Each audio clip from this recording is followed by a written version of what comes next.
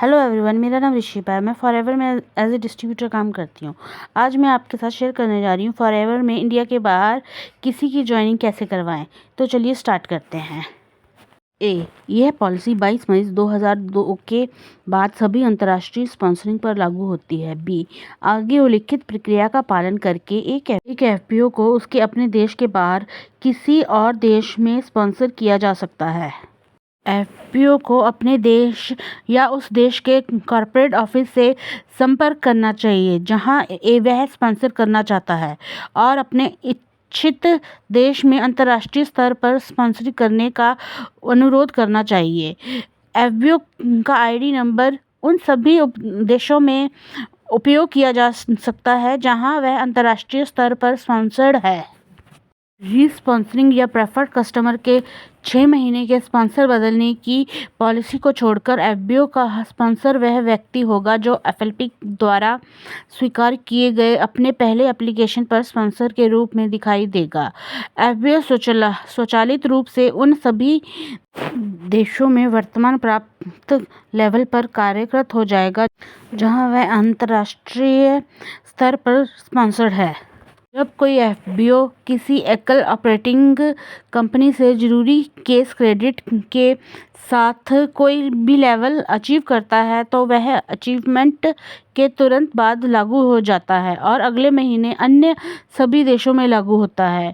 यदि एफपीओ कई ऑपरेटिंग कंपनियों से संयुक्त केस क्रेडिट के साथ कोई भी लेवल सुपरवाइजर, सिस्टम मैनेजर और मैनेजर अचीव करता है तो यह अचीवमेंट के बाद के महीने की 15 तारीख को सभी देशों में लागू हो जाता है।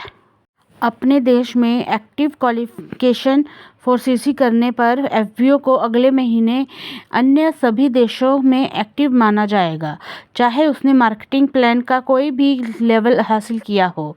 यदि कोई एफपीओ जिसने अभी तक अपने देश में मैनेजर लेवल अचीव नहीं किया है उसे अन्य किसी देश में मैनेजर लेवल तक स्थानांतरित कर दिया गया है और उसकी टीम में कोई भी डाउनलाइन एफपीओ नहीं है जो उसी संतरण अवधि के दौरान मैनेजर का लेवल अचीव कर सके, तो उसे एक रिकॉग्नाइज्ड मैनेजर बनने के लिए स्थानांतरण अवधि के प्रत्येक महीने के दौरान एक्टिव होना जरूरी है।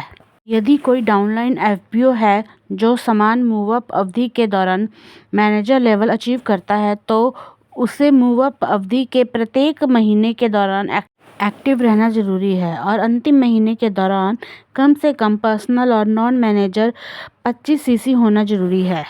जब कोई एफपीओ किसी देश में निवास बदलता है तो उसे निवास के पुराने देश को पहले सूचित करना होगा ताकि एड्रेस बदला जा सके और एक नया देश असाइन किया जा सके।